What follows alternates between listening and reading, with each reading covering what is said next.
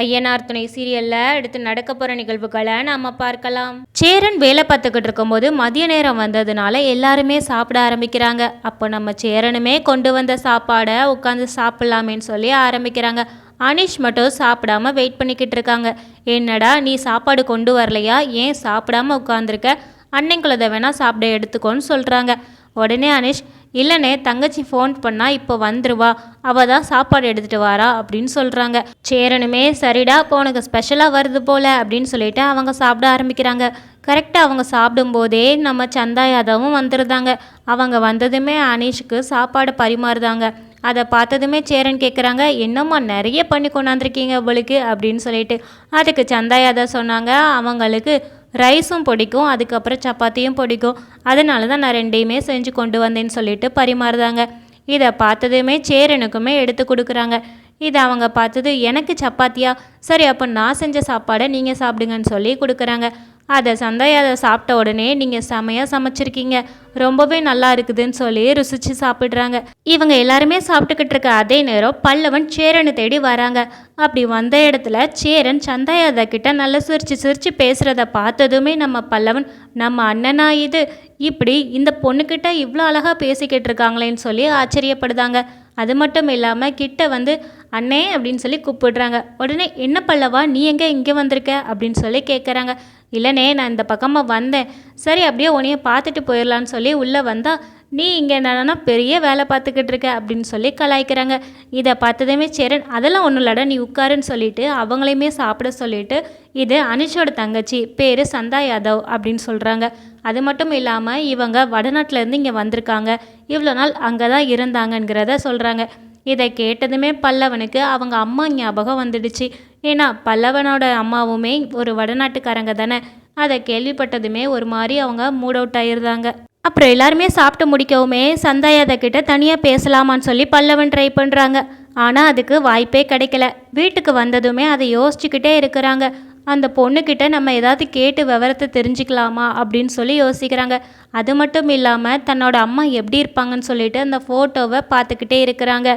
இப்போ எங்கள் அம்மா எங்கே தான் இருக்காங்களோன்னு சொல்லிட்டு ரொம்பவே கவலைப்படுறாங்க. இதை பார்த்ததுமே நடேசன், என்னடா ஒரே இந்த ஃபோட்டோவே கையில் வச்சுக்கிட்டு இருக்க, இப்போ என்ன உங்கள் அம்மா இல்லைன்னா என்ன, அதான் எல்லோரும் நல்லா தானே பார்த்துக்கிட்டுதாங்க, எப்போ பாரு ஏன் அந்த ஃபோட்டோவை கையில் வச்சுக்கிட்டே இருக்கேன்னு சொல்லி திட்டிட்டு போகிறாங்க.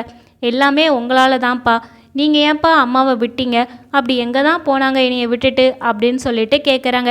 இதை கேட்டதுமே நடேசன், டேய் போய் பொழப்ப பாருடா, எப்போ பாரு அந்த ஃபோட்டோவை கையில் வச்சுட்டு நடக்கக்கூடிய வேலையை பாரு, நடந்து முடிஞ்சதை நினச்சி ஒன்றுமே பண்ண முடியாதுன்னு சொல்லி திட்டிட்டு போகிறாங்க. மறுநாள் காலையில் நம்ம சேரனை பார்க்குறதுக்காக சந்தாயாதா வீட்டுக்கே வராங்க. அவங்க வீட்டுக்கு வரதை பார்த்த பல்லவன், எப்படியாவது இன்னைக்கு இவங்கக்கிட்ட இந்த விஷயத்த நான் கேட்டு தெரிஞ்சுக்கிட்டே ஆகணும்னு சொல்லிட்டு வேகமாக ஓடி போய் அவங்க அம்மாவோட ஃபோட்டோவை தேடி கண்டுபிடிக்கிறாங்க. எடுத்துகிட்டு வந்து நம்ம சந்தாயாதா கிட்ட காட்டலான்னு சொல்லி நினைக்கும்போது பாண்டியன் குறுக்க வரான். பாண்டியன் முன்னாடி அம்மா பற்றி கேட்டால் அவங்க ஏதாவது நினச்சிப்பாங்கன்னு சொல்லிட்டு மறுபடியும் வெயிட் பண்ணிக்கிட்டே இருக்கிறாங்க. பாண்டியன், என்னடா எதுக்கு நெளிஞ்சிக்கிட்டு இருக்க, ஆமாம் இந்த பொண்ணு யார் அப்படின்னு சொல்லி கேட்குறாங்க. இது நம்ம சேரன்னா கூட வேலை பார்க்குற அனிஷோட தங்கச்சி சந்தா யாதவ். அப்படியா, நான் இது வரைக்கும் பார்த்ததே கிடையாதே அப்படின்னு சொல்லி கேட்குறாங்க. அவங்க இப்போந்தான் வடநாட்டிலேருந்து இங்கே வந்திருக்காங்க. சரி இருக்கட்டும், இப்போ யாரை தேடி வந்திருக்காங்க அப்படின்னு சொல்லி கேட்குறாங்க. நம்ம சேரனுன்னு தான் தேடி வந்திருக்காங்க, ஆனால் அண்ணன் வீட்டில் இல்லை. அப்போ சொல்லி அனுப்ப வேண்டியதானே, இல்லை அண்ணன் பக்கத்தில் தான் போயிருக்காங்க, அது வரைக்கும் வெயிட் பண்ணுறேன்னு சொல்லிட்டு தான் அவங்க உட்காந்துருக்காங்கன்னு சொல்லி பல்லவன் சொல்கிறான். சரி அப்போ வீட்டை பத்திரமா பார்த்துக்கோ, நான் போயிட்டு வரேன்னு சொல்லிட்டு பாண்டியன் வெளியில் கிளம்புறாங்க. அவங்க கிளம்புனதுமே இவங்க ஃபோட்டோவை காமிக்கலான்னு சொல்லி ட்ரை பண்ணுறாங்க. ஆனால் அப்படி எடுக்கும்போது மறுபடியும் பாண்டியன் உள்ளே வராங்க. இதை பார்த்ததுமே பல்லவன் ரொம்பவே கோபப்பட்டு, என்னன்னா உனக்கு பிரச்சனை அப்படின்னு சொல்லி கேட்குறான். உனக்கு என்னடா பிரச்சனை, சாவியை மறந்து வச்சுட்டு போயிட்டேன், அதான் எடுக்க வந்தேன், நீ ஏன் இப்போ கடுகடுன்னு இருக்க அப்படின்னு சொல்லிட்டு அவங்க ஒரு மாதிரி புலம்பிகிட்டே வெளியில் போகிறாங்க. அவங்க போனதை பார்த்ததுமே அப்போ பல்லவன் அந்த ஃபோட்டோவை எடுத்து சந்தாயாதா கிட்ட காட்டுறாங்க. அதை பார்த்ததுமே இது யார் அப்படின்னு சொல்லி கேட்குறாங்க. அது என்னோட அம்மா தான், இவங்களுக்கும் வடநாடு தான், உங்களுக்கு ஏதாவது இவங்களை பற்றி டீட்டெயில் தெரியுமா அப்படின்னு சொல்லி கேட்குறாங்க. எனக்கு இவங்களை பார்த்த மாதிரி தான் இருக்குது அப்படின்னு சொல்கிறாங்க.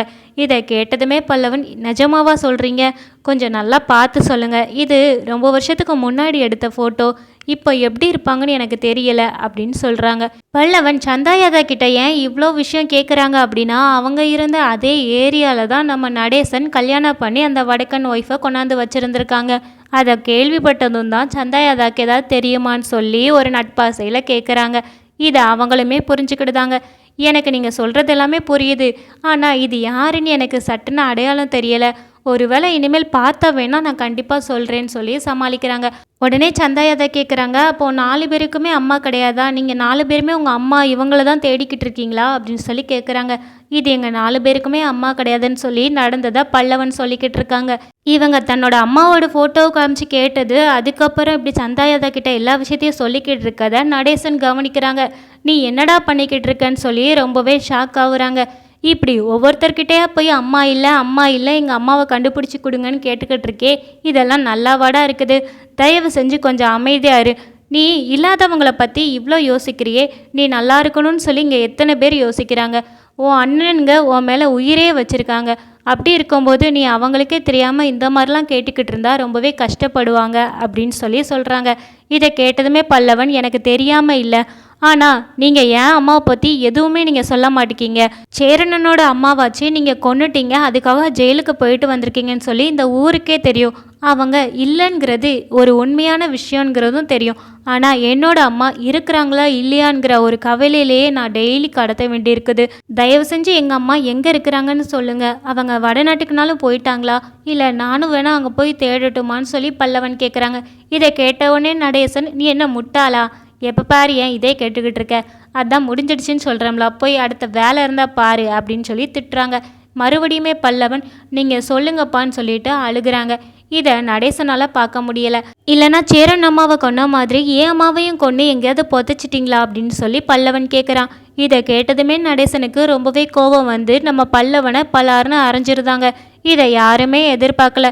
சந்தாயாதாவுமே ரொம்பவே ஷாக் ஆகுறாங்க. இப்படி 3வது மனுஷியாக அந்த பொண்ணு வந்து நிற்கும்போது இவங்க 2 பேருமே சண்டை போட்டுக்கிட்டு இருக்காங்க. இதை யாருமே எதிர்பார்க்கல. உடனே சந்தாயாதா, தயவு செஞ்சு 2 பேருமே அமைதியாக இருங்க, சண்டை மட்டும் போடாதீங்க. பல்லவா நீ எந்திரின்னு சொல்லிட்டு அவனை சமாதானப்படுத்தி உட்கார வைக்கிறாங்க. உங்கள் அம்மாவை நம்ம தேடி கண்டுபிடிக்கலாம், அவங்க இப்போ இருக்கிற மாதிரி ஃபோட்டோ எப்படி இருக்குங்கிறத நம்ம தெளிவுபடுத்தி பண்ணிக்கலாம். நீ தயவு செஞ்சு கொஞ்சம் அமைதியாருன்னு சொல்லி பல்லவனை உட்கார வைக்கிறாங்க. அது மட்டும் இல்லாமல் நடேசன் கிட்ட, அவன் சின்ன பையன், ஏதாவது இந்த மாதிரி முன்ன பின்ன பேசியிருந்தா தயவு செஞ்சு அவனையும் மன்னிச்சிருங்கன்னு சொல்லிட்டு நடேசனை உள்ள அனுப்பி வைக்கிறாங்க. அதே நேரம் கரெக்டாக சேரன் வீட்டுக்குள்ளே வரவுமே பல்லவன் அழுதுகிட்டு இருக்கிறத பார்க்குறாங்க. டே பல்லவா, என்னடா ஆச்சு, எதுக்கு அழுகிறேன்னு சொல்லி விசாரிக்கிறாங்க. உடனே சந்தாயாதோ இந்த மாதிரி நடந்த எல்லாத்தையுமே சொன்னதுமே, ஏன் பல்லவா இப்படியெல்லாம் பண்ணுற, உனக்கு எங்களோட பாசம் போதாதா, நாங்கள் உன்னை எந்தளவுக்கு பத்திரமா பார்த்துக்கிட்றோன்னு உனக்கே தெரியும்ல, எதுக்காக இப்படி கவலைப்படுற, தயவு செஞ்சு கவலையை விடுடா, எது நடக்குமோ அதாண்டா நடக்கும். உங்கள் அம்மா உன்னை விட்டுட்டு போன இடமும் இதுதான், அப்படி தேடி வந்தால் கண்டிப்பாக இந்த இடத்துக்கு வந்துடுவாங்க, நீ தயவு செஞ்சு கவலைப்படாதடா அப்படின்னு சொல்லிட்டு ஆறுதல் படுத்துகிறாங்க. இதை பார்த்ததுமே நம்ம பல்லவன் ரொம்பவே உடஞ்சி போய் அழுது சேரனை கட்டிப்பிடிச்சி, என்னைய மன்னிச்சிரு அண்ணே, எனக்கு நீங்கள் எல்லாருமே என் மேலே வச்சுருக்க பாசம் புரிய தானே செய்யுது, ஆனால் எனக்கு என்னமோ அந்த ஃபோட்டோவை பார்த்ததுலேருந்தே எனக்கு அம்மா நினப்பாவே இருக்குது, எதுக்காக என்னை விட்டுட்டு போயிருப்பாங்கங்கிறதுல எனக்கு ரொம்பவே கேள்வி இருக்குதுன்னே.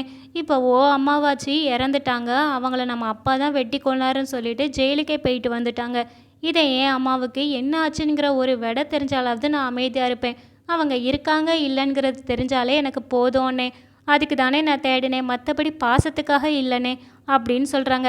இதை கேட்டதுமே சேரன், நீ சொல்கிறது எல்லாமே புரியுதுடா, எல்லாமே ஒரு நேரங்காலம் அமைஞ்சு வரட்டும், கண்டிப்பாக அவங்க உன்னை தேடி வருவாங்க அப்படின்னு சொல்லி ஆறுதல் சொல்கிறாங்க. இதை கேட்டதுமே பல்லவன், கண்டிப்பாக அவங்க வரணுன்னு தானே நானும் வெயிட் பண்ணிக்கிட்டு இருக்கேன் அப்படின்னு சொல்லிட்டு கட்டிப்பிடிச்சு அழுகிறாங்க.